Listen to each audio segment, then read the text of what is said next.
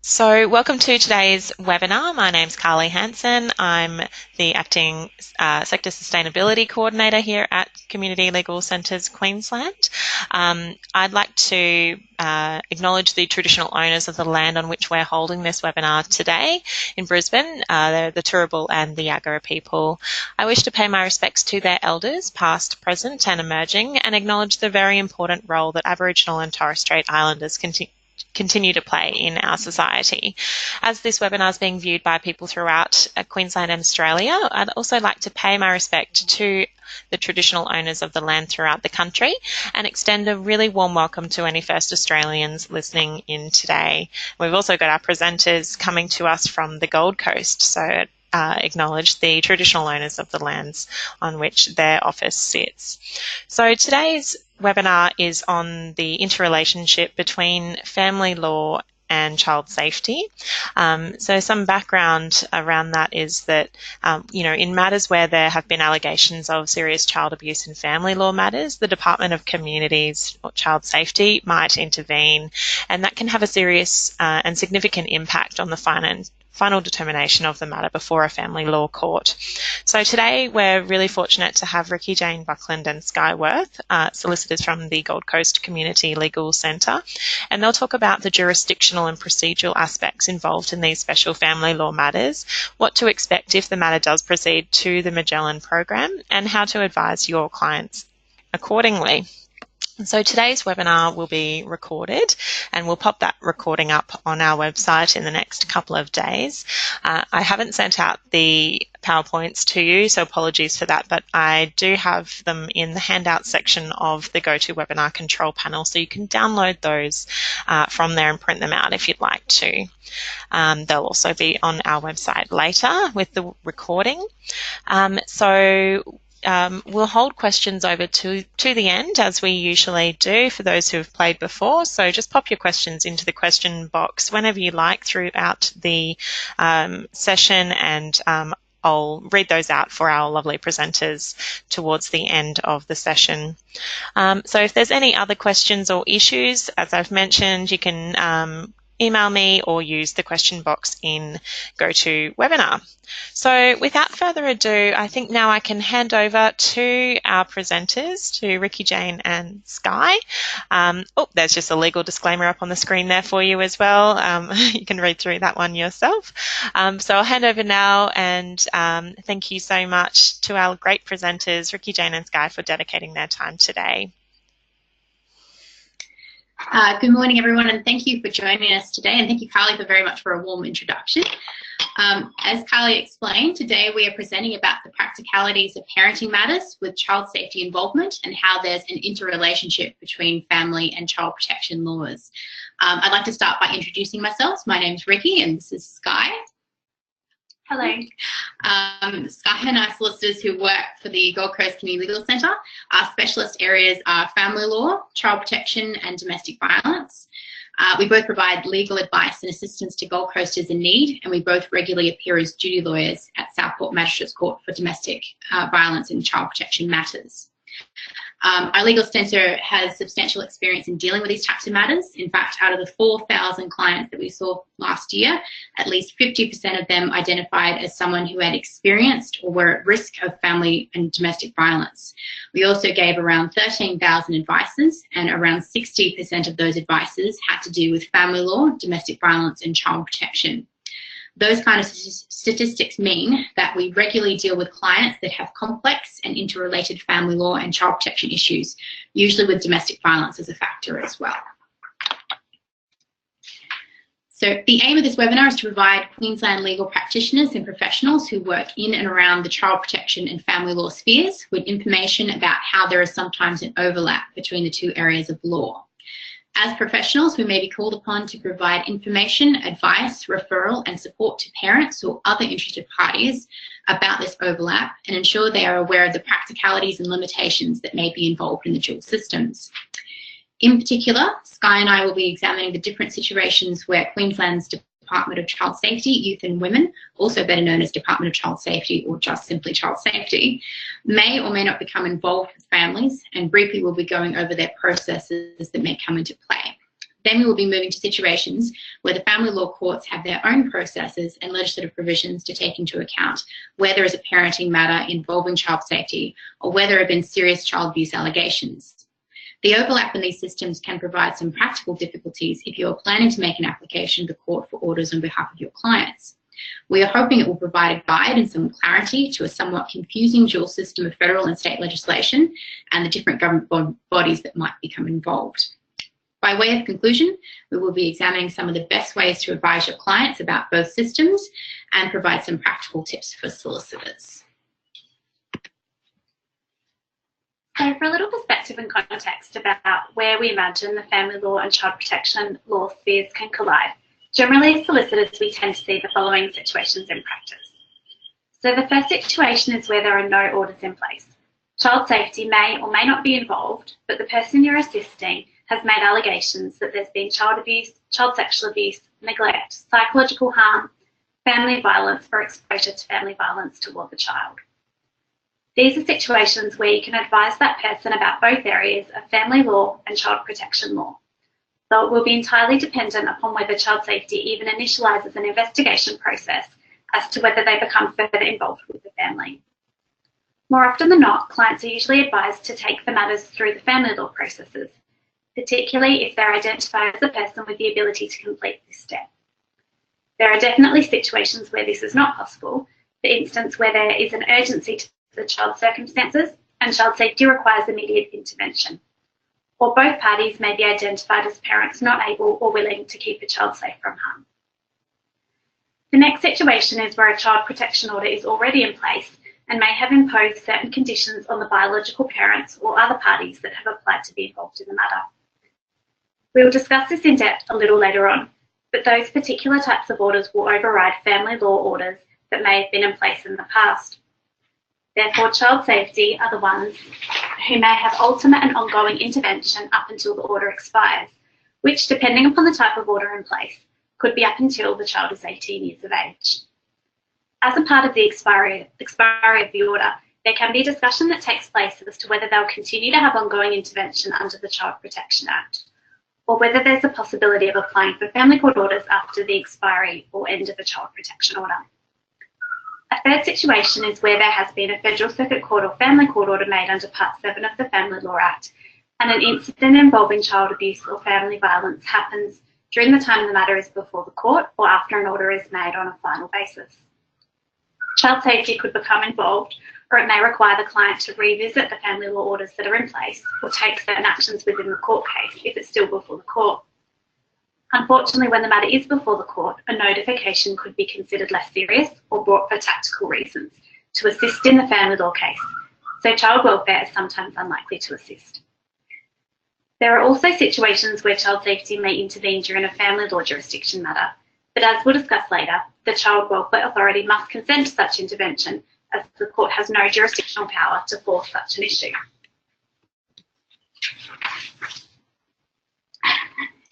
It's also important to note that the people you would be advising may not be the biological parents of the child or children. Non-parties are able to make an application to become involved in child protection proceedings under Section 113 of the Child Protection Act. So it could be that you're dealing with grandparents, aunts and uncles, elders in the community, same-sex couples, foster carers, and in certain circumstances, the child themselves. Through the Legal Aid Queensland system, grants of aid are available for a child to be directly represented in the child protection proceedings, subject to their capacity and their ability to give instructions. That kind of direct representation is not available in the family court system, save for an independent children's lawyer appointment, which is similar to a separate representative in child protection matters, but they are representing the best interests of the child as opposed to the child themselves. So just on a practical point of view, if you're giving advice, you will need to make appropriate conflict checks on all the interested parties, including sometimes the child, to ensure you're only giving advice to one party in the proceedings. As a policy at our centre, we generally refuse to see two parties in a child protection matter together because of the potential for a conflict of interest situation. So to get us started on the legislation surrounding the two systems, namely the Child Protection Act and the Family Law Act, I would like to begin with an overview and contrast of what is considered harm, child abuse and family violence at both federal and state levels. There are definitely some overlaps here in the sorts of incidents that can take place, including physical and sexual child abuse, exploitation, which includes an unequal power imbalance, psychological harm, and neglect. The state legislation specifically goes over that harm can be caused by a single act, omission, or circumstance, or a series of these things, whereas the federal legislation could be considered more of a broad range of factors that could be considered harm or a risk of harm. The state legislation also specifically deals with when a child is in need of protection intervention by a child welfare agency. It is that the child has suffered or is suffering or is at risk of suffering significant harm and does not have a parent able and willing to protect that child from harm. This forms the basis for child safety to complete their investigations or potentially for the Director of Child Protection Litigation to seek a child protection order if they are able to identify that both parents are not able or willing to protect the child from harm. Overall, the paramount principle for administering the Child Protection Act is set out in Section 5A, which is that the safety, well-being, and best interests of a child, both through childhood and for the rest of the child's life, are paramount. By contrast, the Family Law Act requires a balance when dealing with harm, abuse, and family violence in relation to children. The safety of the child is not meant to be subordinate to the meaningful relationship with both parents, which was found in the explanatory memorandum to the 2006 amending bill. It's also succinctly stated in Section 60cc of the Family Law Act. It is one of the primary considerations when making parenting arrangements, and any family violence orders must be taken into account under the additional considerations in Section 60cc and also in Section 60cg.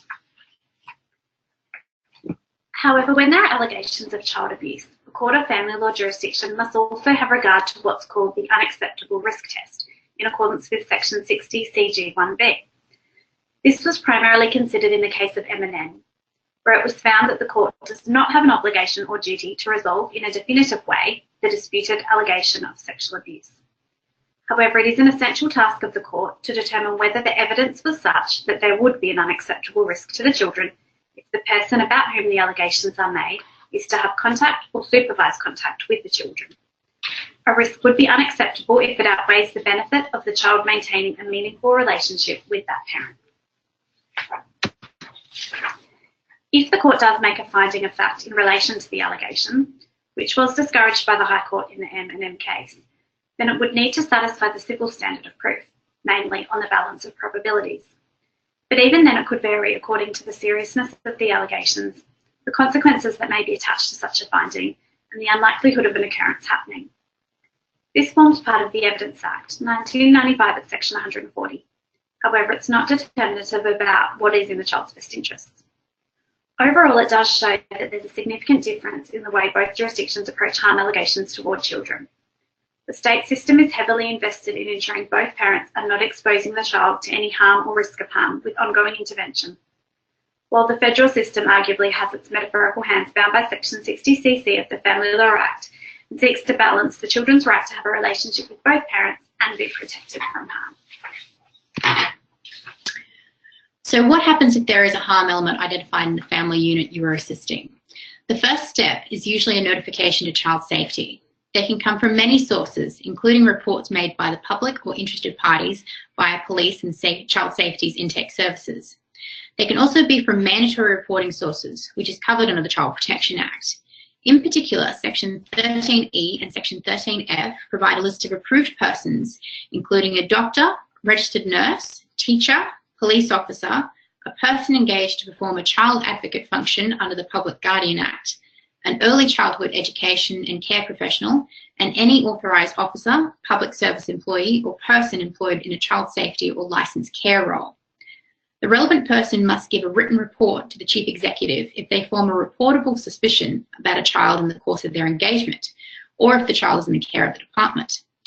Additionally, individuals working in the family court process, such as family report writers, consultants, counsellors, dispute resolution practitioners, arbitrators, independent children's lawyers, and registrars, must also report to a child welfare agency if they have reasonable grounds for suspecting a child has been abused or at risk of abuse. There are protections in place for notifiers, including that notifiers' details are kept confidential, and there are legislative provisions for mandatory reporters. To assist individuals in the state, the Queensland Government has also established an online tool to determine whether it would be appropriate to make a notification. If you're interested in that website, the link is actually on the slide. The other interesting avenue for notifications is through the Notice of Risk form, which is a mandatory form when initiating Federal Circuit Court or Family Court of Australia proceedings for parenting matters. Generally, when making a notification, the client or party you're assisting will need to provide as much information as possible, including the name, age and address of the child, the reasons for the suspected abuse, details about the immediate risk they may be in, and the notifier's contact details, though they can choose to remain anonymous. When a report to child safety is made, their officers will determine how best to respond to the situation and may initiate an investigation process. As part of that process, they will determine if the child is safe, investigate allegations of significant harm and the risk of harm, undertake a holistic assessment of the child and family within their home environment, determine if the child is in need of protection, and make support agency referrals. A great resource to read over more of this process is actually in the Child Safety Manual. I've included the link on the slide for further information. It's a good resource to review if you'd like to know more about how child safety make their assessment about whether a child is in need of protection and how child safety goes through their agency processes. If they cannot complete the investigation with parental consent, or it's impractical to seek that consent, by way of example, it could be a situation where a child could be put at greater risk, or there may be no contact details available for one of the parents. Then in those sort of circumstances, a police officer or an officer from the Office of the Child and Family Official Solicitor, also known as OFFOS, can seek a temporary assessment order for a period of 3 days. For longer periods of time, to enable an investigation to take place, they may also seek a court assessment order for 28 days at the next available court session. It may enable the child to be placed into the care of an approved kinship carer or the chief executive over the course of the investigation, allow officers to have contact with the child, seek medical examination or treatment, enter a place where the child is located, direct a parent not to have contact or indirect contact with the child, or to only have supervised contact. Where the investigation has resulted in child safety identifying the need for ongoing intervention, there are usually 3 ways that this can take place. Firstly, a support service case. This is the least intrusive and only available in circumstances where the child is deemed not in need of protection, but the risk evaluation was determined as high.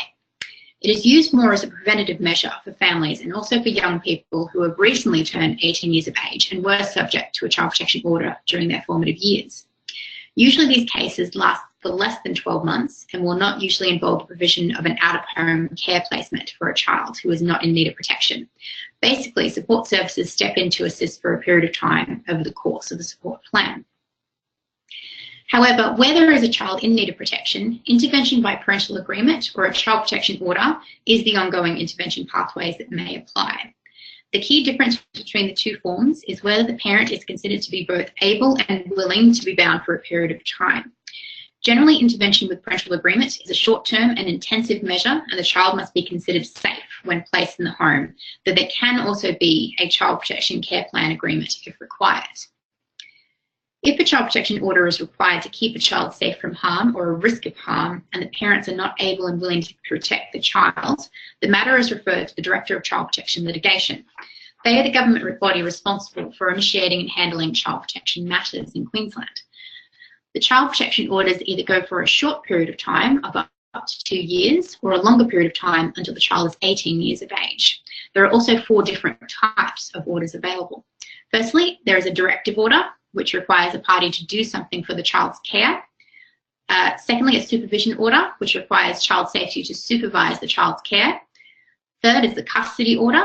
This requires the chief executive or a family member to be responsible for the day-to-day care of the child.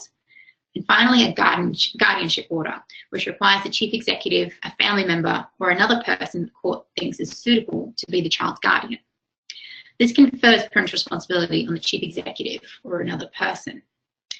Interestingly, there may be another interaction with the family law jurisdiction here, as if there is a variation or a revocation of a child protection order under Section 65 of the Child Protection Act.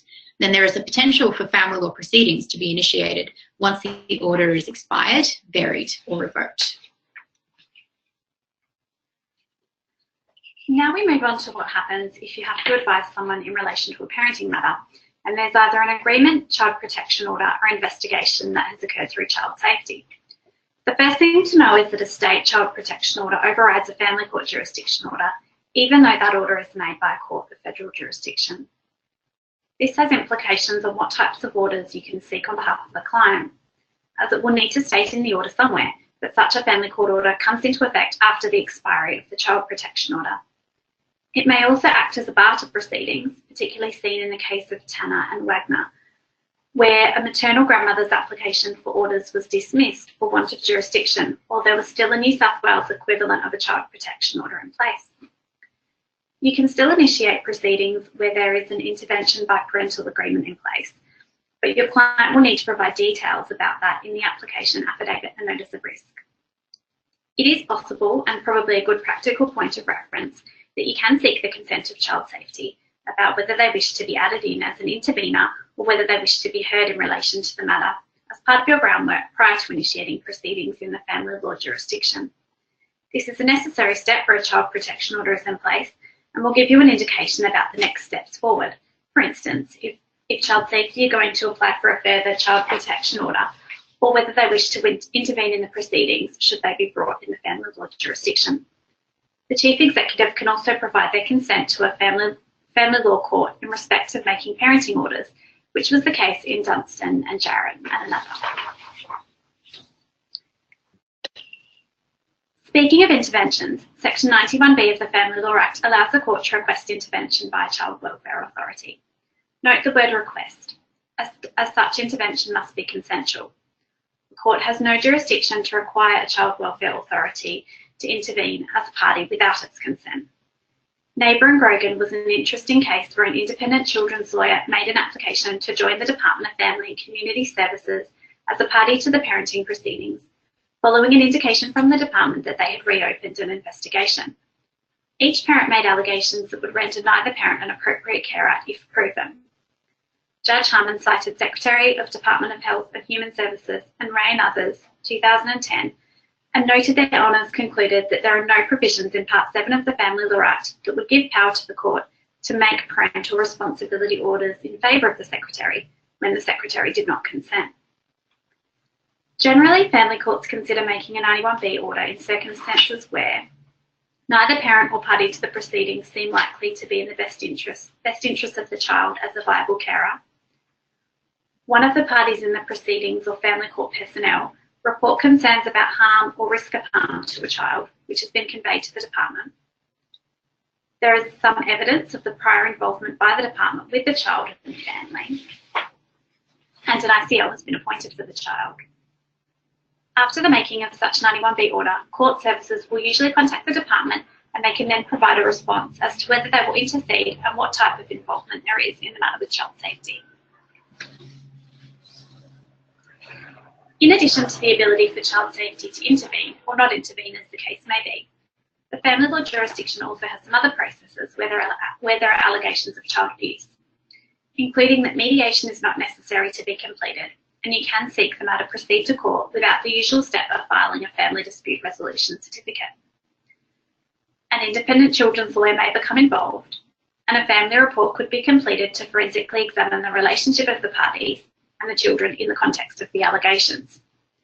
In addition, material can be obtained by subpoena, and an order under Section 69 ZW could be done for material to be produced by child safety. The court is also subject to Section 67 ZBB, which requires the court to take prompt action in cases with such allegations and consider any interim or procedural orders that may be beneficial for the protection of the children or the parties.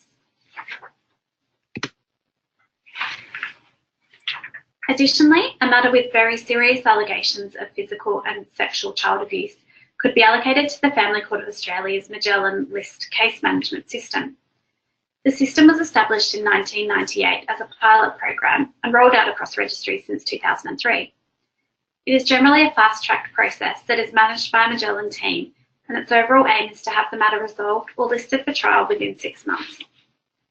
If there are serious allegations of harm or a risk of harm to the children of a relationship, the matter is referred to the Magellan Registrar for consideration. And as we discussed earlier, an ICL is usually appointed and interim orders are made to protect the child from potential harm. The judicial officer usually requests intervention and information from child safety, known as the Magellan Report. Upon the receipt of such a report, the next stage is for a family report to be completed. If the parties cannot reach an agreement, the matter proceeds to trial on a prioritised basis. Overall, this can be a very complex process through the family law jurisdiction with many strict timeframes involved, but the acts and legal principles remain the same, namely that the court must seek to make orders that are in the child's best interests. Now that you're aware of the law and systems in place relating to child protection and family law, it's time to turn our attention to the practical tips in advising clients about the dual systems. As CLC solicitors, we are frequently consulted to advise on the best way forward where there are serious allegations of child abuse, family violence, or there is a risk of such things happening in the future during potential family law proceedings. So in this section of the webinar, we will be reviewing the advantages, disadvantages, availability and limitations within both systems that our clients need to be made aware of to determine the best course moving forward. We will be reviewing how to advise clients in different capacities, such as the accuser or the alleged perpetrator, and then going over some practical tips for lawyers giving advice or casework assistance in these interrelated areas.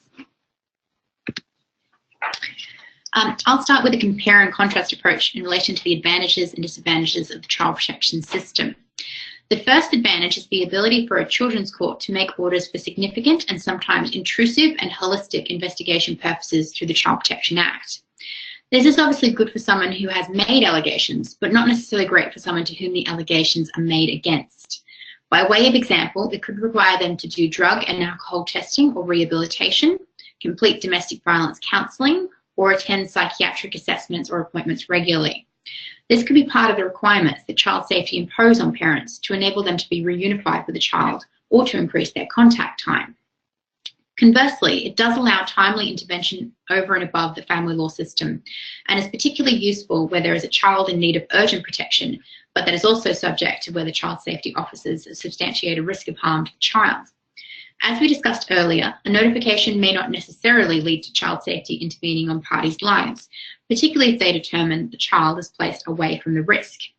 I have countless clients who have told me that the child safety officers stated to them that they need to keep the child in their care and to get legal advice about family law proceedings. A similar situation arises with grandparents who may have taken the child into their care because of the alleged risk both parents may pose. However, there is a significant lack of funding of legal aid resources unfortunately, to enable grandparents to make such an application to the family courts.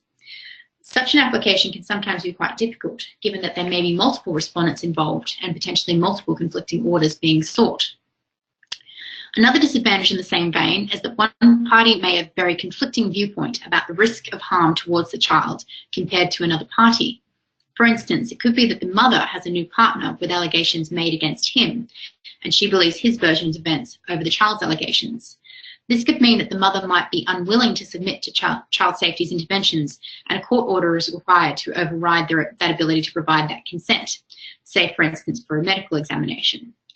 This also means the biological father of the child would be subject to the same court intervention where he may have agreed to child safety involvement.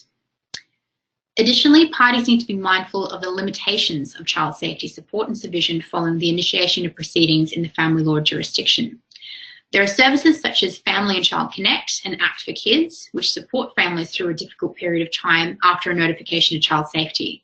In particular, Act for Kids have an intensive family support program that helps parents where there is a risk of them becoming more involved in the statutory child protection system. Child safety are able to require parental engagement with these services as part of a case plan, but once they have stepped away from ongoing intervention,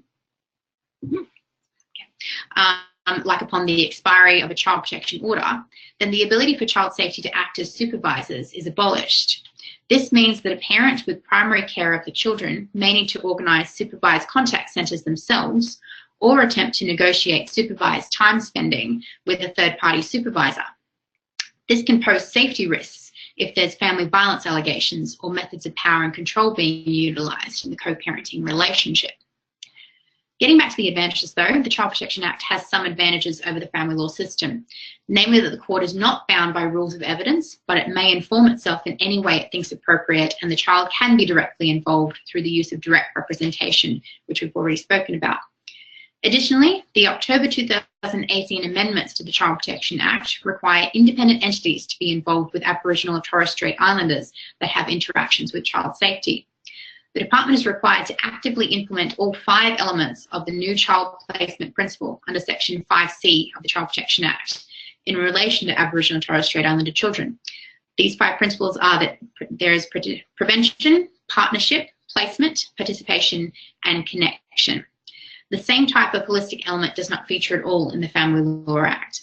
Under the legislation, it is part of the additional considerations of Section 60cc only. This brings us to the last advantage, namely that the Child Protection Act allows parties to be able to review decisions made by child safety within 28 days of a decision being made through the Queensland Civil and Administrative Tribunal. Parties can apply for a stay of decision through this process, which covers a wide range of decisions. For example, changes to supervised or unsupervised contact, where children live and with whom, and the appointment of foster or kinship carers. The reason for this process is because of child safety's ongoing involvement and allows the decision-making process to be called into question administratively where appropriate. In relation to the family law system, it is significantly less intrusive than child safety's involvement. The most intrusive part would be likely an order for supervised contact, alcohol and drug testing, hair follicle testing, requirement for parties to attend counselling or parenting programs, or even psychological testing. However, how the contraventions of such orders are done is generally up to the parties to be proactive in submitting evidence to bring the matter to the judge's attention or contravening the other party. As a solicitor, you may wish to ensure your parenting orders have sufficient consequences attached in the event of such contraventions. For example, should a party fail a random drug test, then the orders for unsupervised contact are suspended and supervised contact at a contact centre will resume. Child safety, comparatively, may determine there is a risk to the child by not completing these steps or continuing the engagement process and limit the time proactively once it has been brought to the child safety officer's attention. There is also a lack of holistic support surrounding the making these parenting orders, with the court taking more of a directive role as opposed to a supervisory role, like in child safety. On the topic of contraventions, an advantage to the family law system is the fact orders should be framed in a way that they must be followed by both parties and are therefore subject to contravention proceedings. This is more of an advantage for people against whom allegations have been made, as unless there is a reasonable excuse supported by evidence, then a parent who withholds a child may be contravened for their actions. Additionally, where there are serious allegations of child abuse, then the Magellan program is beneficial to determine these issues, or it could lead to an intervention by child safety in the family law matter. Another benefit of the family law system would be the ability for the parties to make decisions in relation to the children. Potentially, this could be done at mediation or through without prejudice negotiation that alleviates the need to initiate proceedings. Or if the matter is before the court, then such decision-making would be subject to the family report recommendations and independent children's proposed orders. The disadvantages of the family law system can see the parties experiencing significant delays, sometimes unpredictable decisions, and legal costs with attendance required at multiple court occasions. The children may also need to be involved in the family report process, which can expose them to the fact that the most important people in their lives are going through an adversarial process. It could also have a negative impact on the development, particularly where behavioural issues or expose them to systemic abuse. Further, there are evidence rules in relation to family law proceedings, and if there is no independent children's lawyer appointed, the parties will need to understand the subpoena processes to get information before the court as soon as practical if they are attempting to prove there is an unacceptable risk of harm to a child, which justifies orders for supervised time or orders for certain types of testing like drug and psychiatric. We have discussed the principle about the balancing act, that is the unacceptable risk of harm, but I generally always recommend to my clients that it's important to advise them about what their actions may look like to a judicial officer. I do try to recommend that the client walk the line between the child's right to have a relationship with both parents and protecting them from harm. For instance, agreeing to a supervised contact centre time or phone communication up until a parenting order is in place that sets up a graduating time structure milestone. It's very important for clients to realise that a no-contact order is an uphill battle and concerns the most serious of allegations. So now we turn to the practical tips we can provide to lawyers going through parenting matters with child safety involvement, or where there's a risk that child safety may step in. The advice you give to your clients may vary according to the type of allegations that they're making against someone, or if allegations have been made against them. In a child protection sphere, this may include both parents. So as we discussed earlier, always identify potential conflict of interest situations and give advice to only one person in relation to the matter. After that, and it may be the most important point, listen to your clients. Listen to what they say, how they say it, and what they don't say. We always work on a model that we believe our clients and the allegations that may be raised during consultations, particularly as we're solicitors who engage in trauma-based practice. Where there are these kind of allegations, it's important to make the client feel supported in order to speak more about their experiences. They could have faced very similar torment at the hands of the perpetrator and may be minimising the issue, which can then make it difficult to provide further advice when you don't know the full extent of what's going on. When giving advice, you'll need to be quite aware that the allegations may make the client feel hypervigilant, anxious or distressed, given the nature of what has allegedly taken place and what they're discussing. It is your responsibility as a legal advisor to ensure they understand your advice and feel respected and empowered to take the next step. Conversely, they may also need advice to address their behaviours and potentially the best ways to work with certain agencies, such as child safety, domestic violence prevention services, and Queensland Police Service. We've seen numerous situations where a risk factor identified by child safety is that a parent has failed to engage with them during an investigation process, which is why OCFOS then had to take out a court assessment order. There are benefits and pitfalls about having these hard conversations. It could mean that a person has to prioritise the children over their relationship, particularly where there are allegations of domestic violence.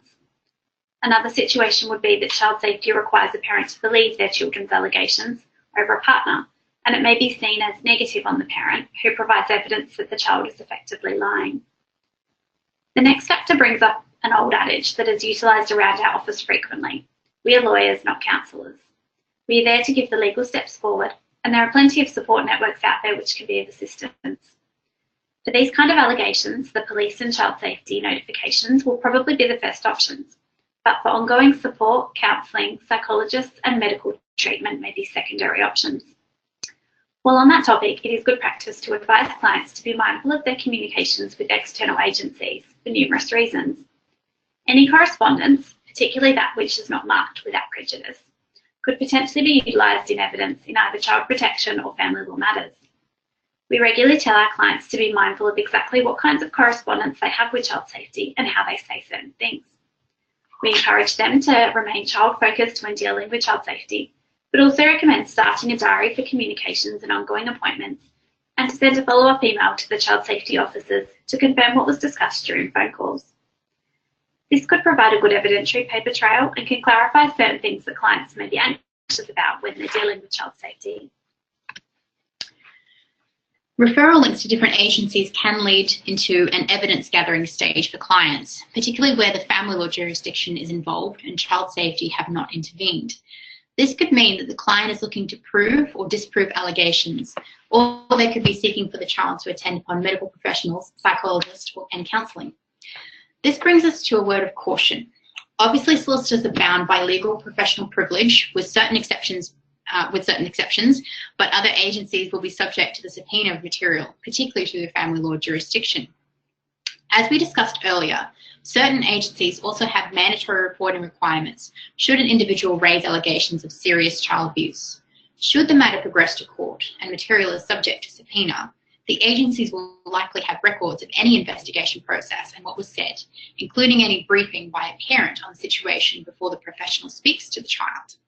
These things could colour what the professional says and potentially could be subject to cross-examination at a later date. The other cautionary tale is one that relates to the fact, in the absence of any court order saying otherwise, both parents have parental responsibility in relation to a child.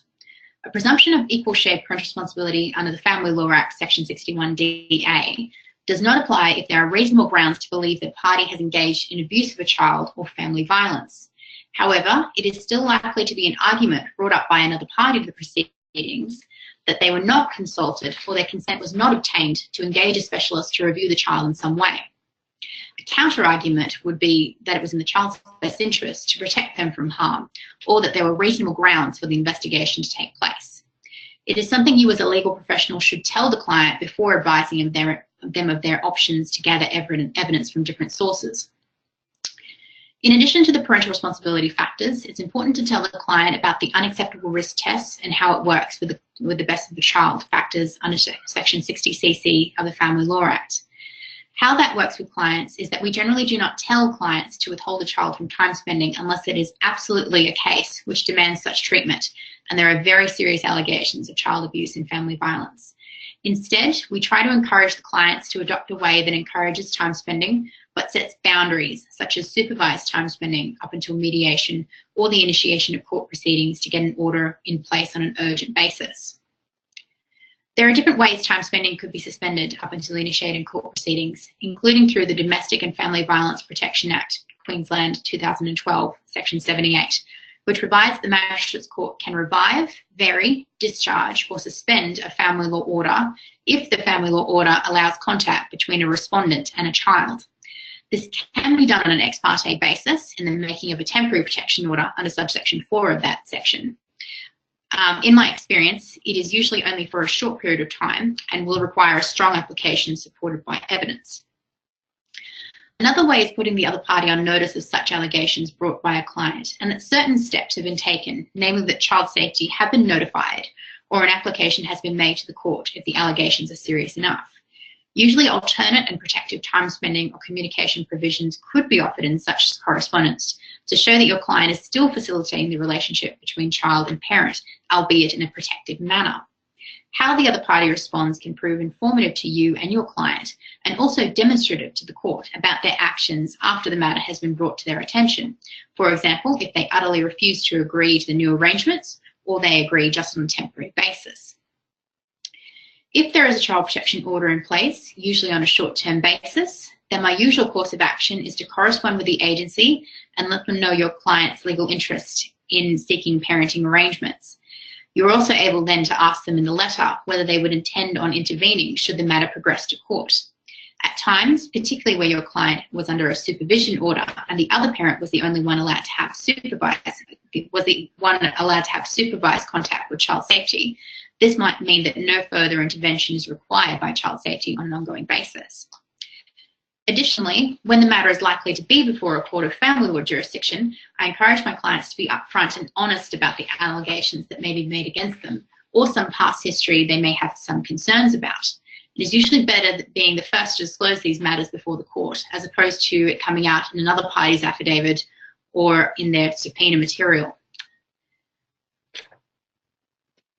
So in conclusion, there are definitely practical tips and tricks that solicitors can use, but the different situations and cases will call for a tailored approach. We would definitely encourage networking throughout the body of family law and child protection solicitors, because that is one of the best ways that we could learn about the various intricacies of the child protection system and how it can interact with the family law jurisdiction. On that particular note, Sky and I will now be opening up the floor to questions and answers so we can share some of our experiences on a de-identified basis and hopefully assist by answering some questions about the two systems. Thank you. Thank you. Thanks so much, Ricky and Sky. That was really comprehensive and really fantastic. So I'll just remind our people out there listening in webinar land that you can ask questions in two ways. So the first and probably easiest way to ask a question is to type your question into the question box, and we'll be able to see those come through. I'll read them out for our presenters and they can talk to those for you.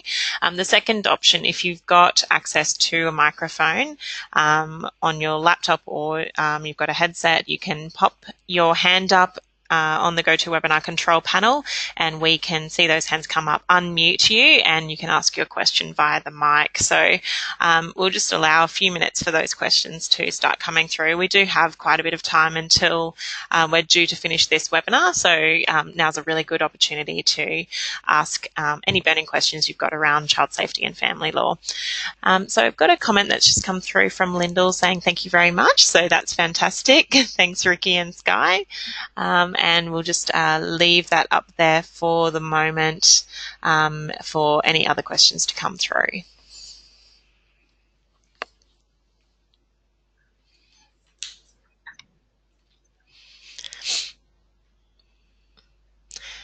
Perhaps while those questions are being typed up for us, I'll just draw your attention to the fact that we've also got another webinar series in train at the moment. We've had 3 webinars so far for our Building Capacity series in domestic violence. So that series, there is some linkages between those sessions and today's webinar as well, because they obviously do interact from time to time. So make sure you do get on board that series, and it's particularly aimed at early career lawyers and other workers who are potentially new to the domestic violence area.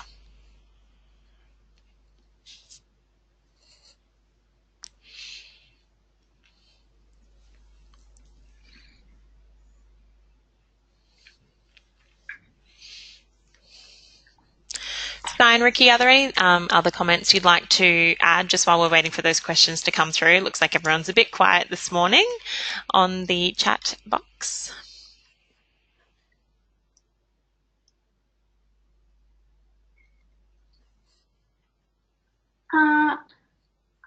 I guess both Ricky and I have been working in this field for a very long time, over 6 years now, maybe even longer.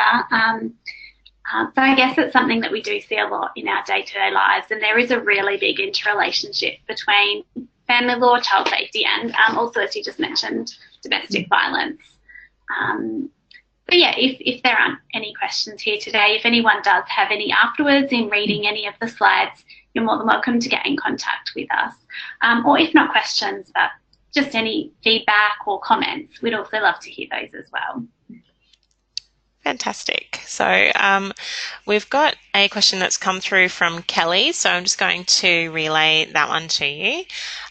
She's said it could be a little bit messy. So the question is, when a child is placed into foster care under a CAO whilst a joint QPS or CHS investigation is taking place, is there a general time frame for when charges will be laid or when the perpetrator is taken to court?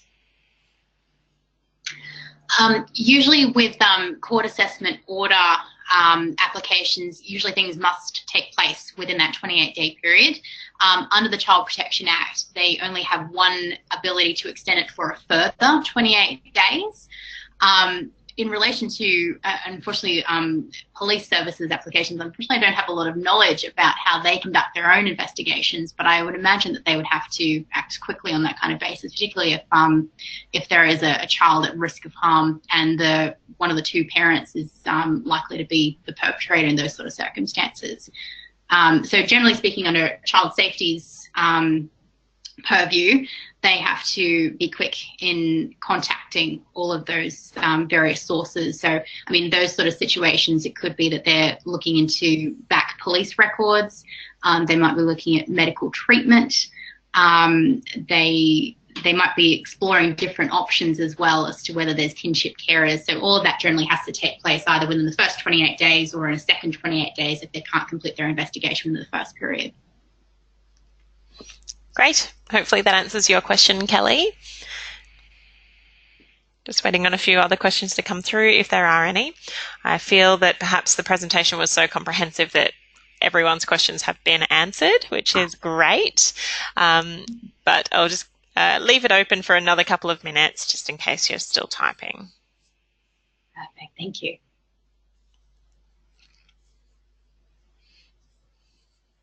And Kelly's just said thank you for that answer, so that's great. Okay, so we've got one from Daniel. What are your experiences of success in the Magellan program? If you have any case studies, that would also be really great if you could talk to those in a de-identified way.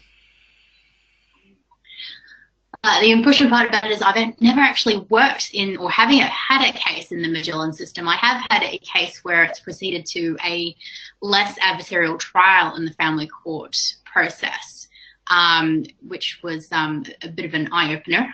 It did have some allegations of child abuse, but wasn't enough to get it towards that Magellan list.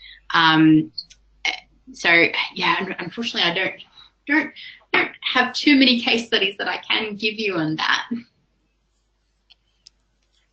If anyone else who's listening had some experiences and you'd like to share those, you can certainly pop those into the box and we can all learn about those. In the interim, though, Daniel's also asked if you can provide any tips with dealing with the ICL. I guess it would depend on the particular context of dealing with independent children's lawyers. I mean, obviously they have they have a say in the child's best interests, particularly when they're trying to reach final orders stages.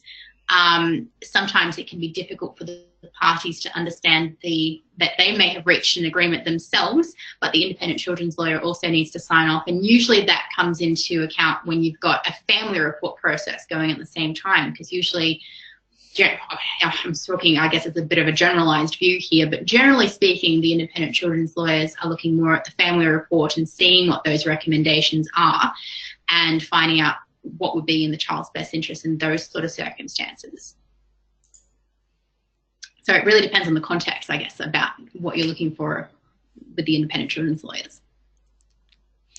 So Daniel, if you wanted to expand your question and provide any situations you've encountered that might sort of provide a bit more richness to the answer there, you're welcome to do so.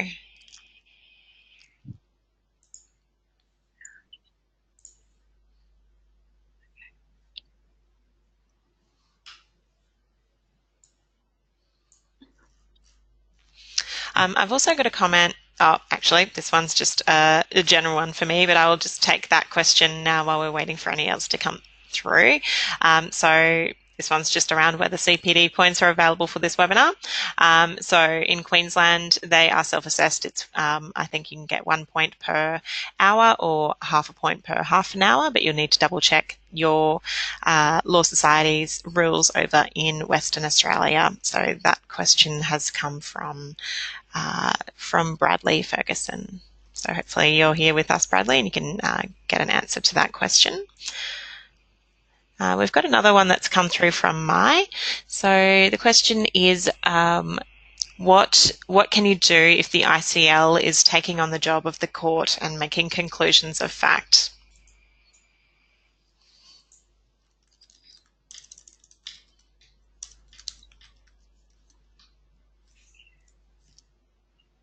So Sky and Ricky, are you able to talk to that at all? Essentially, my experience with that is, of course, your client can put in a response to material that the ICL is putting forward. So I guess it would be really carefully going through what the ICL is putting forward, their proposed orders and any other material, and your client knowing that they can offer a response to that. So if there are incorrect facts or if certain conclusions are being drawn that your client doesn't agree with, there is, of course, the avenue to put forward a response. And then, of course, at hearing stage, material can be tested and cross-examined. Okay, great, thank you. We've got another question from Daniel. So with the ICL, do you find that they are difficult to garner information from, particularly with regards to balancing the interests of the child with the aggrieved parent's interests?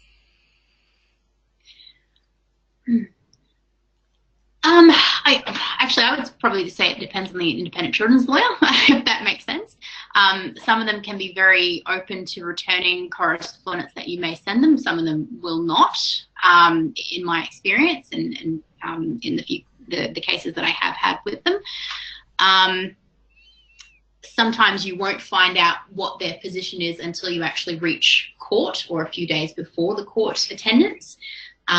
Or it could be that they haven't had access to the family report yet and they can't give you that information or their position up until that next court date. I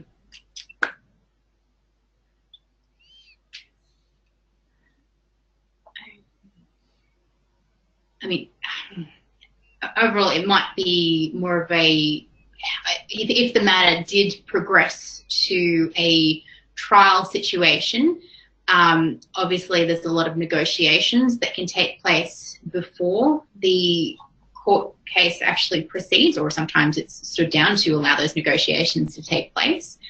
Obviously, if neither of the parties can, well, actually, if either or three of the parties couldn't reach an agreement in those sort of circumstances, then of course independent children's lawyer is able to, or actually all the parties are able to cross-examine the family report writers. Generally they will get them in for cross-examination and put certain situations to them. It could be something that was not put forward in the family report process to get their family report writers' opinion on that kind of thing. That can sometimes change, I guess, change the outcome of what the independent children's lawyer might be seeking. Okay, great. Thank you. Thanks, Daniel. Hopefully that provides a bit of guidance for you, but it does seem like it is very dependent on personalities and styles of some of the people working in these positions. So if there's no further questions, we might actually wrap up now. Thank you for the great discussion and for sending in those questions. Hopefully they weren't too curly for you, Ricky and Sky. On behalf of everyone listening from their desktops, I would like to give a really big round of applause and thank you to our presenters, Sky and Ricky from the Gold Coast Community Legal Centre for presenting today. If anyone does have any further questions for our presenters, if you think of those later, you can send them through to me and I'll pass them on. As I mentioned earlier, the recording and PowerPoints will be up on our website in the next couple of days for you, and I'll send an email out to let you know when they're there. So thank you so much, everyone. Have a fantastic rest of your day. Thank you for having us. Yes, thank you.